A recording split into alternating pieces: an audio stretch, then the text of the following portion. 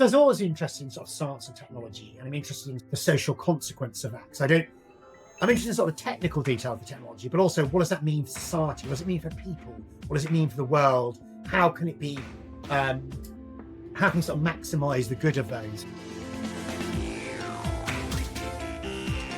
Welcome to Socially Conscious AI, where we showcase innovative AI applications for social good and interview the experts and thought leaders shaping the future of AI with a focus on ethical and inclusive practices. I'm Valencio Cardoso. I'm here with my co-host, Roman Bercot. Roman, how's it going? It's going great, Val. I'm thrilled to welcome Laurie Smith, head of Foresight Research at Nesta, where he leads the organization's strategic foresight initiatives. Laurie is at the forefront of researching emerging trends, novel technologies, and innovative interventions, ensuring that strategic foresight is embedded throughout the organization. He's spearheaded impactful projects such as Minister for the Future, which tackled long-term policy changes and innovation sweet spots, a method for identifying emerging innovations through data-driven horizon scanning. Before joining Nesta, Laurie honed his expertise at the Royal Society, where he led work on emerging technologies and futures. His background also includes policy work at the Academy of Medical Sciences, with a focus on medical science, public health, and international health. Outside of his professional life, Laurie enjoys running, reading, and traveling, and has a unique background that includes teaching English at a Buddhist monastery in India. Laurie, welcome to the show. Thank you very much for having me. Laurie, we're excited to have you on the show, and thank you for joining us today. And maybe to start off with, do you mind telling our listeners what Nesta is and sharing a bit about your role specifically at the organization? Yeah, of course. So Nesta is the UK's innovation agency for social good. What Nesta has is three missions around helping people live healthier lives, which is principally focused around reducing obesity. The second mission is around helping every child have a fairer start in life. That's reducing sort of childhood inequalities, particularly in the early years. And thirdly is having a sort of more sustainable future. That's particularly about decarbonising household heating, because lots of heating in the UK is powered by gas boilers, which emit carbon emissions. Nesta's been around about 20 years or so. It was founded with endowment from the National Lottery, which is of a few £100 million. It used to be part of the UK government, sort of Quango, and then around about sort of 2011, 2012, it sort of span out and became an independent charity.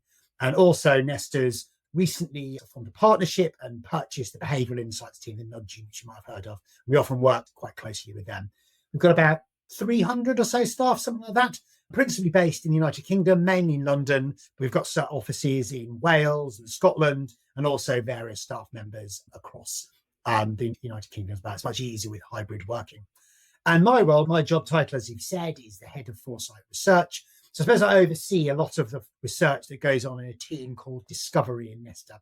And what the Discovery team does, I suppose, is try to bring the outside into the organisation. So look at emerging trends and technologies. And one thing we do is Nesta is very focused on its mission. And so the Foresight team has created a way of complementing that by making sure we looked more widely as well, unique and unusual ways of solving those rather than necessarily more obvious ones. And also thinking a bit more about the long term, or perhaps cross-cutting issues as well. So there are technologies like, say, generative AI, or issues like the cost of living crisis that affect all of our missions, not just one. The Foresight team that you head up looks across and sees how these emerging technologies or these large-scale problems that impact all of your missions, those are sort of areas where you and your team tackle. Yeah, and I should add that I don't actually head up the whole of the Discovery team. That's my colleague Celia Hannon, who's the director of Discovery. But what the team does, is it looks at the outside and sort of tries to bring that in. We also look at cross-cutting issues, which are often technologies, but other things. We think more long-term, and also we try to sort of champion sort of innovation and thinking about sort of radical ideas. I think about things in slightly different ways. So are you part of the crazy group? I think we certainly we take a sort of playful approach, and we sort of try to think differently.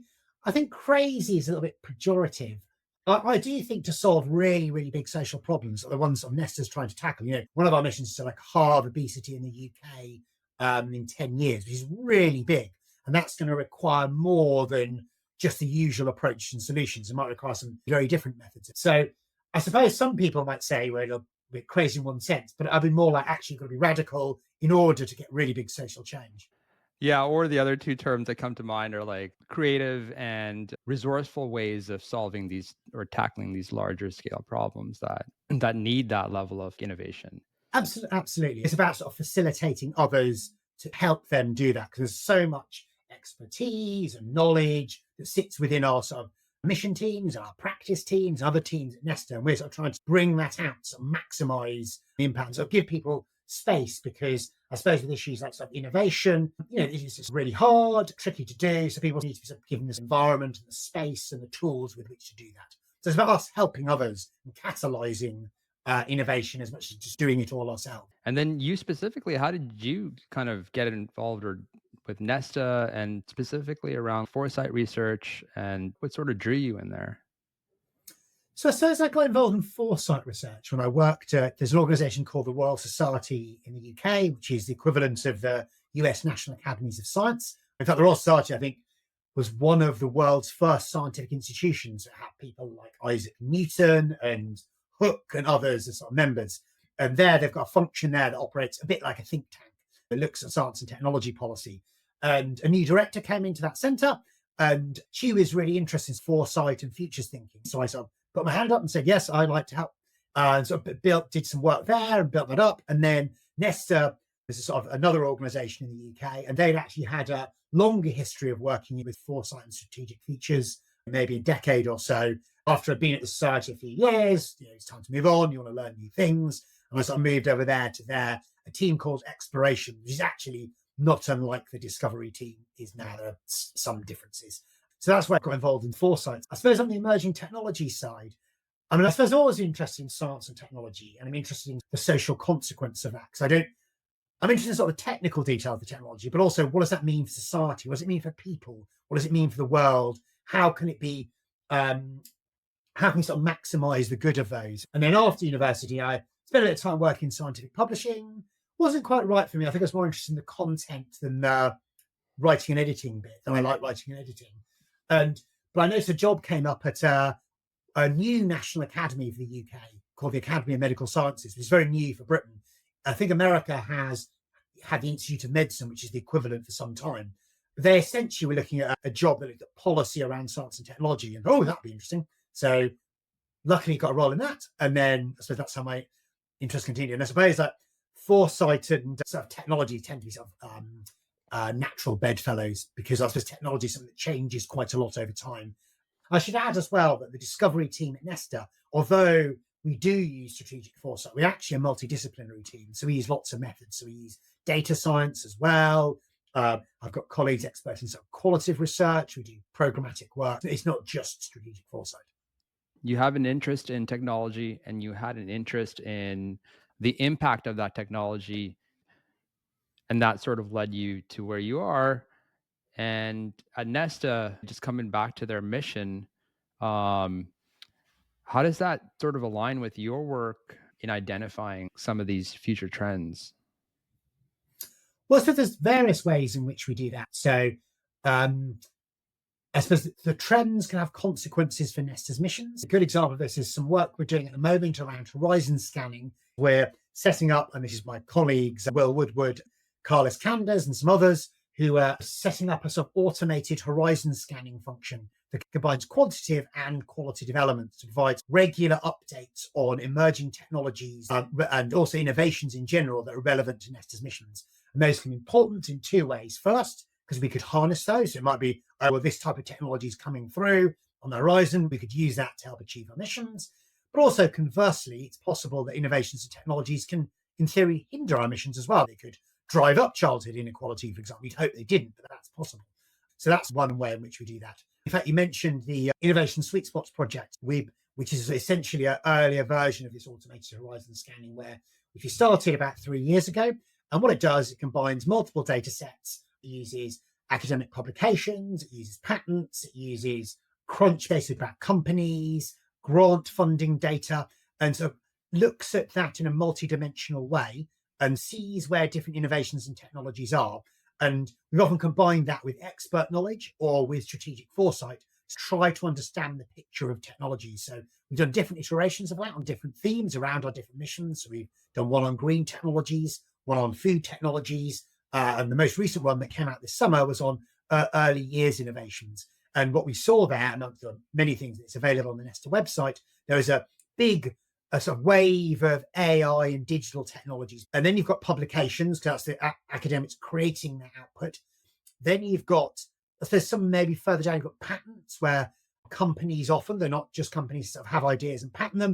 And then you've got crunch-based data, so data from VC funding is where companies are actually getting the money and applying it. You imagine that's a bit of a pipeline. It's not as simple as that, I realise. There's lots of loops in between.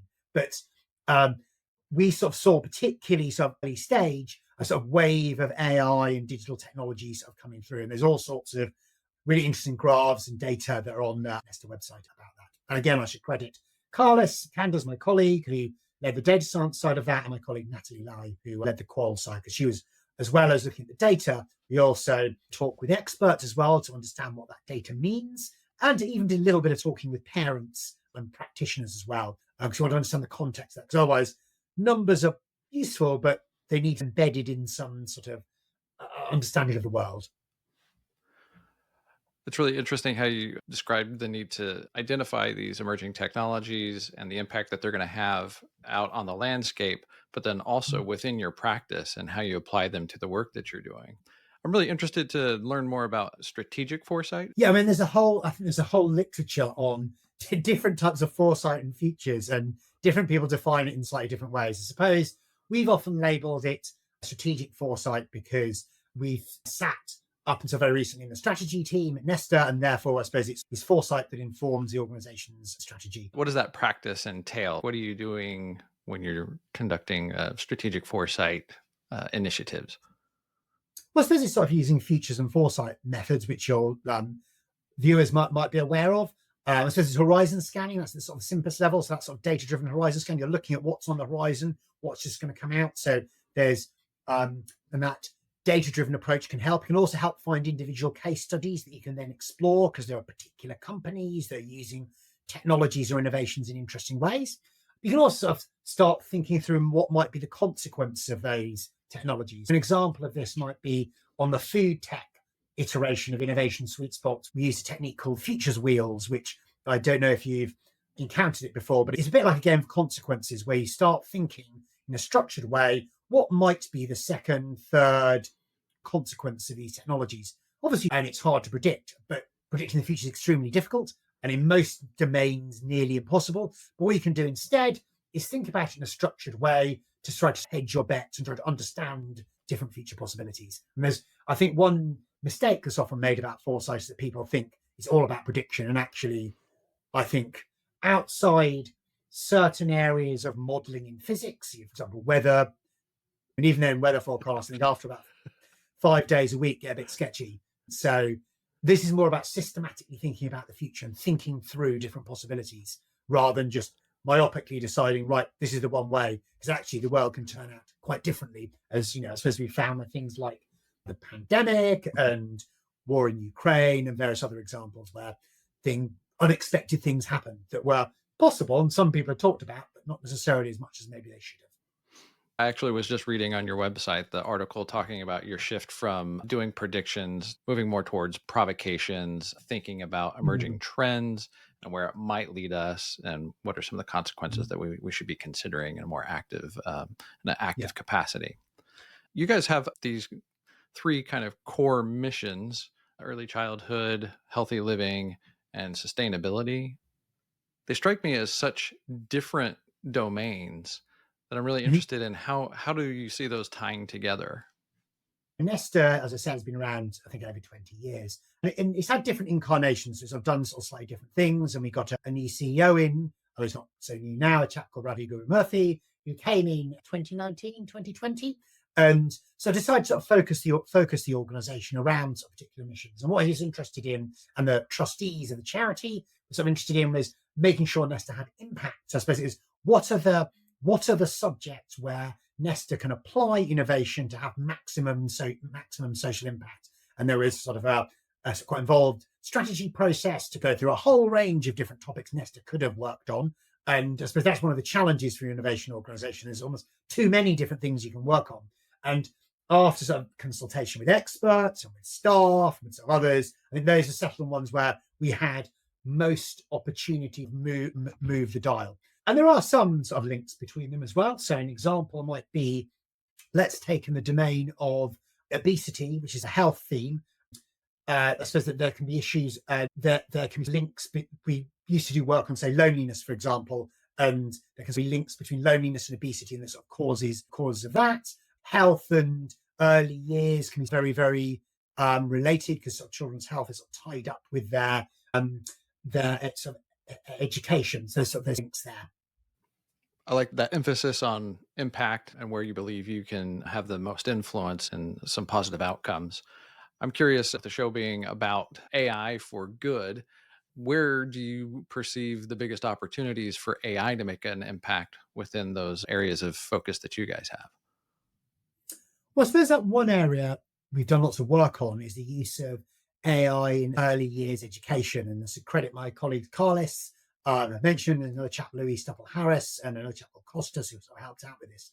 In fact, we were quite interested in generative AI very early. So we did an interesting piece, or I would say it's interesting, wouldn't I? Because I was involved in it, but it's called Tech in the Dock, where we had a sort of vehicle we imagined put technology into a courtroom and looked at it, sort of use a courtroom analogy as a way of understanding its costs and benefits. And in fact, we did that for chatbots. I think we published at the end of 2021, so good year or so before generative AI was, although GPT-2 was around and was used by some developers, GPT-3 didn't come out till, which is on generative AI models, didn't come out a little bit later. So we started interested in that a while. And so we had our sort of eye on it for a bit. And we thought it'd be important, and it seems to be something that can be applied to lots of things. It's a little bit like electricity or steam, where there isn't just one use, there are multiple uses. So we're sort of aware of this technology. We think, well, what is it? This surely is going to mean something for our missions. And we sort of focus on a fairer start mission, partly because lots of content to that is written. And I suppose maybe the most well-known example of generative AI is around the sort of large language models. I know it does things like video and images as well, but language models. Some of that content requires sort of creativity, which seemed to be something surprisingly good at. There's a Medium blog my colleague did where he found some data from someone else's research where they looked at big consultancy, looked at the impact or the potential impact of generative AI among different sectors, and education was quite high up. So that's why we went for fairer start as opposed to our other missions. Then we focused on parents and caregivers, partly because in the UK, there's a shortage of early years workers. So that's a real challenge. So some sort of technology can help there because there aren't enough people to do it. That was what feedback from experts said. It's a bit more specific.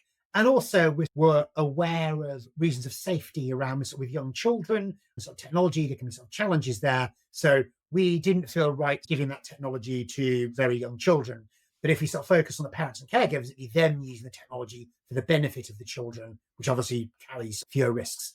And then we looked at some use cases, and you can find this on our website. We identified 41 use cases at the time. I'm sure there are many, many more now.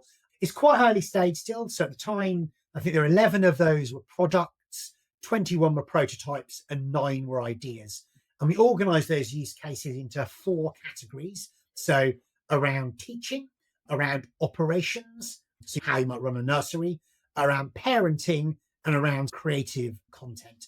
And also we did a residency scheme as well. So we brought some generative AI engineers in, and they helped us build some prototypes. And the goal wasn't necessarily to build a product, but to sort of gain experience of working with that. So there are 3 main products. And in fact, they can be used on our website. There's Explain It Like I'm 3, which responds to questions about complex concepts with age-appropriate explanations. There's a personalized activity generator, which creates ideas for activities that are tailored to a child's interest. And there's an early years chatbot, which provides advice on various topics about babies and toddlers in an accessible way. And then we also asked experts about those sort of different prototypes. And that's been valuable internally directly because Nesta started doing some work on AI and early years and doing some more larger scale work. So he's using that sort of knowledge, but also lots of the learning could be used in our other missions as well. So, for example, a colleague of mine used some of the code base that was used for developing the prototypes to start working on a chatbot that could help heat pump installers. We're concerned about household heating in the UK because I said it's powered by gas. There's lots of emissions from that. But the alternative technology is heat pumps. And so heat pump engineers are needed and need ways of helping them out. As you dive deeper into a subject matter, it uncovers and opens up different avenues, and the research that you're doing over here can influence potentially research you're doing elsewhere, and it's almost like connecting the dots. Yeah. And there's lots of examples of serendipity that way, isn't there, in the history of research? If anyone digs into the history of Viagra, I don't think that was originally intended to do what it's most famous for. I think it was a blood pressure drug originally, and people noticed that's an interesting side effect. But actually, I think it then may, up until maybe the GLP-1 inhibitor, the anti-obesity drugs, is possibly the biggest grossing drug in history, or close to. But I don't think that was the original intent, is my understanding. Yeah. Well, Laura, I wanted to touch a little bit on some of the research that you've done around particularly in early childhood and generative AI, and what kind of role do you see it playing in the future of education, particularly in early childhood? So, I suppose that's exactly what we're experimenting with at the moment. So there's a team, Umesh and my colleagues Tom and Tim Shakespeare are doing some work about this now to work out where it could have some most impact. I suppose I have a sense that, as I said, I'm cautious about the use of the technology with very young children because of those risks. But there are people who are doing it. So we came across an article in the Straits Times in Singapore where apparently there's some school, we haven't checked this out, but according to this article, there's some school, I think early years institution that's actually giving the technology straight to young children. So previously, before the early years work, a few years before that, I did some work with colleagues on AI and education more broadly. We found that there's lots of opportunity where we classified AI into three classes. This is the earlier research, and it's classified it broadly into one category of pupil-facing AI, so that's stuff that's used by students. Then another category was teacher-facing AI, so that's stuff used by teachers. The other one was systems-facing AI, which is where AI can be used in the background to do things like organize timetables. And I wonder if some of the big gains of AI in education might be in the less obvious places around the edges of organization administration, which can be important, but just aren't necessarily as obvious. So that's another area where I think would be useful. I think another thing to think about, particularly with generative AI, is that I think it can be used in ways that's a bit different than lots of other digital technologies. Very crudely speaking, lots of digital technologies are good at being precise and, sort of adding up some maths and coming to a very precise number. But my experience with generative AI is actually it's much better at often creative, those sort of creative type activities, which isn't where you'd normally think about deploying digital technologies. And in fact, my understanding is, although it's getting better, sometimes its maths can be a bit clunky, but actually it's quite good at coming up with ideas, for example. So I wonder if they're sort of making sure it can be used in the right bit of early years education. And there's also using AI tool to enhance workers as well, rather than necessarily replace them. There's often lots and lots of talk about replacing people with AI and robots. And actually, I think should be used as a tool to combine both. And there's a classic example of chess, isn't there, where I think people used to be the best at chess, then computers beat people, but then they found out actually people and computers could do even better, at least for a time, when they sort of combine their skills. It's a complement. And also, I suppose when people look at jobs are divided into tasks. And there's some of those tasks technology and AI can help with, but others it's not so good at all. So I suppose the classic example would be delivery drivers, where there's talk of automating those skills. And it might be you can get a automated car to drive between A and B if you're lucky, but then who's going to unload and load the lorry, or have a chat with a customer when you've brought the wrong milk or whatever. And also I think there's some really interesting stuff with generative AI, and this isn't specific to early years education, is that there's some research there, it's I don't think definitive, is sort of showing it can benefit the least skilled workers most. I know there was some stuff, there was a research, I think Ethan Mollick, I think it was Cyborgs and Centaurs, and that was on the Jagged Frontier, I think that's what it's called. It turns out those people are less experienced and fewer skills seem to do better out of it using the technology than those who had a bit more skills. And that's quite interesting, because I suppose often, since some machine learning and modern forms of AI came out, there's been lots of talk of low skilled workers being replaced and people having to sort of climb the skill ladder. Well, it's looking like in some contexts, this sort of technology can help the least skilled workers most, which can be a good thing for inequalities, which certainly Nesta's concerned about. That's a great point. It's almost like the lower skill workers can leverage generative AI to upskill themselves. I know there's one piece of research by Eric Bjornolfsson, and I think others were involved in this as well, where they looked at telephone call handlers. They were sort of recording data, then using that experience to feed in to help all the telephone call handlers. And I think it benefited the ones who are least experienced, is my sort of understanding, which I think could be a good thing. I suppose it's sort of skills the least skilled up or the least experienced up, which could be positive. Yeah, when you talk about empowering people, it's a great example of where the low skilled agent is able to upskill because they have the AI helping them, also helping the managers be more effective in upskilling their teams. It seems like a great example of where the AI is helping bridge that divide of shortages in mentorship and management. Yeah, and I think a lot of this boils down to choices by society as to where they want technology to take things. There's a book called Progress and Power you might have heard of. One example that was cited in that book is where you see supermarket checkouts. So in Britain, I don't know about other countries, lots of checkout staff have been replaced by robots, or not effectively by machines. But effectively what you're doing is that the company is then pushing the work onto the customer. So you're getting sort of automation, and it benefits the company, but it doesn't benefit the customer necessarily. So there's a whole set of choices around who and the worker might not benefit because I suppose there might be fewer jobs.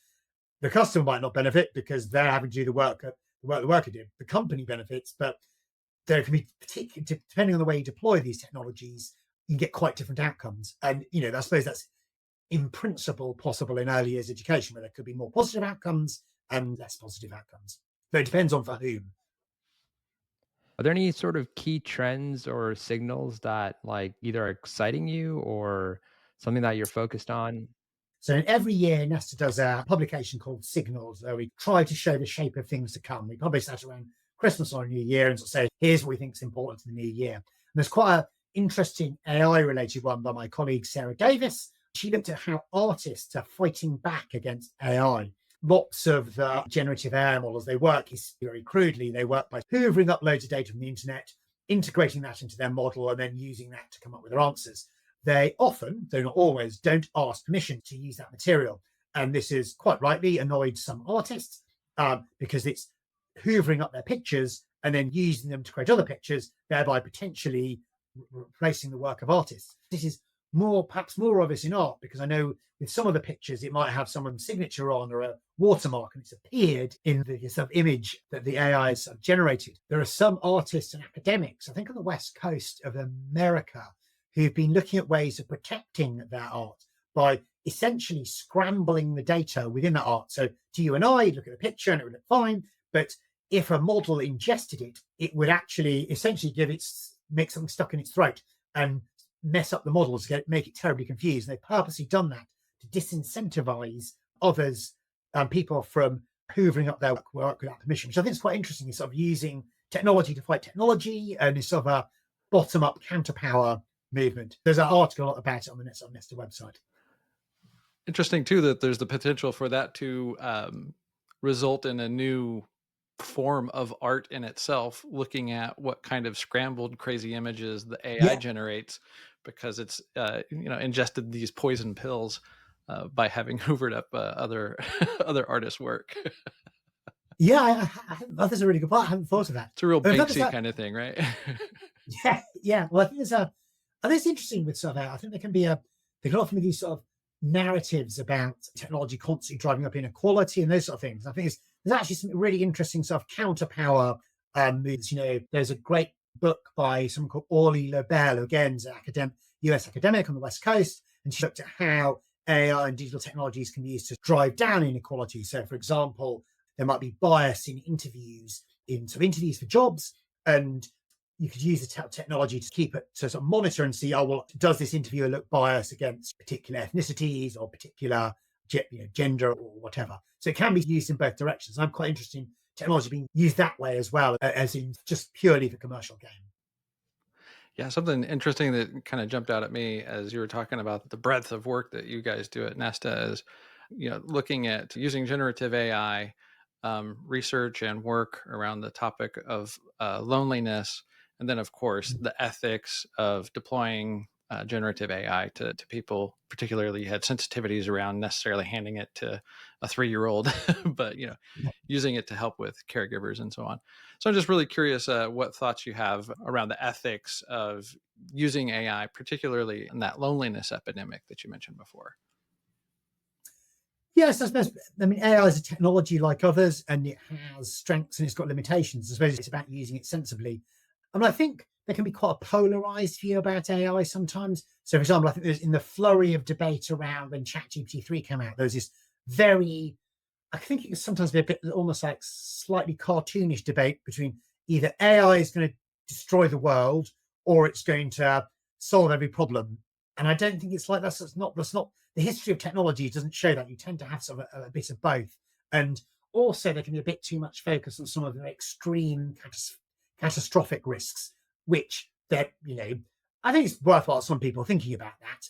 But I think maybe there might have been a bit too much emphasis on that rather than the sort of more day-to-day things about the effect on people's jobs and inequality and artists' intellectual property, of that sort of thing.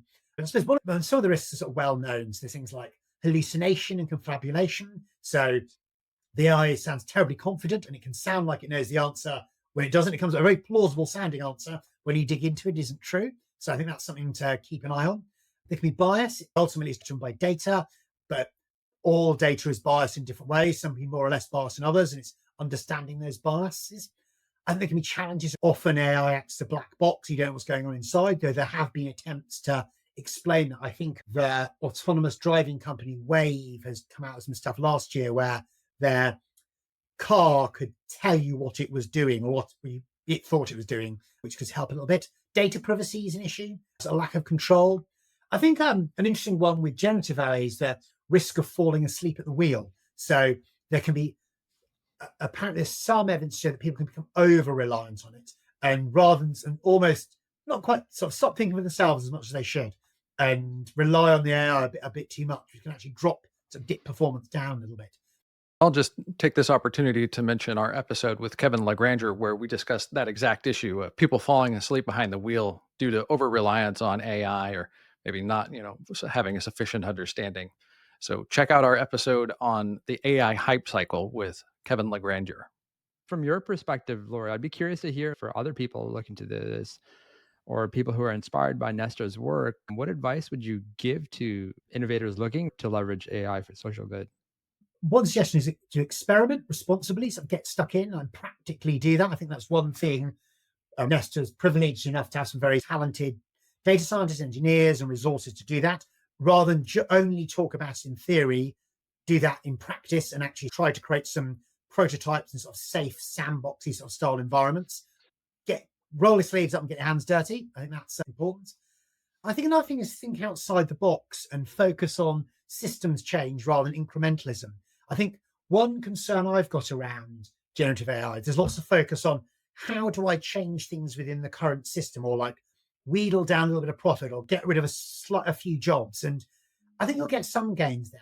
But I think for the really big paradigm shifts that are caused by technology, you need to rethink your very system. So, there's the example that's often used is when they first deployed electrical power. So when you have a factory, when you had steam power, you'd have a centralized shaft and all the machines were attached to that centralized shaft. You'd have one big steam engine. But with electric, and that's how they set up electric power in the first place. So they had one centralized thing and everything came off that. But then someone realized, actually, you can have plugs and you can distribute that power source around, which you couldn't apparently do with steam. But you've changed your system. And that's where you'll get the really big gains. And what they are for AI, I wouldn't claim to understand. But I think it's the mindset of going, this shouldn't be about shaving 10% off my employment budget. This should be about how do I change the ways of working to maximize the benefit of the technology. Also, I think about scaling from the beginning as well. So there's been lots of work on sort of prototypes, but how do you get those to sort of scale and to have a big impact? And as I said, also, I think having a nuanced view of AI, I suppose I'm a sort of cautious technology optimist. So I think net overall, technology has historically and can provide benefits, but it can also have some risks that sort of come with it as well. Obviously, it depends very much on the technology, but I think there's a risk of people being in either the camp of total technology boosterism, where it's this blind support for technology. I think maybe some of the rollout of digital technologies with all the effects like misinformation and monopolies or risk of oligopolies, we are sort of too boisterous there. But also you can have the other end of the spectrum where you get a sort of almost sort of Luddite-ish view of the world. And clearly for most people, I'd argue sort of quality of life is much better now. They've had large-scale deployment of technology than, say, 500 years ago when people live much shorter lives. It was much more difficult as well. And in terms of looking forward, what's next for you and Nesta in terms of Foresight Research and AI-driven innovation?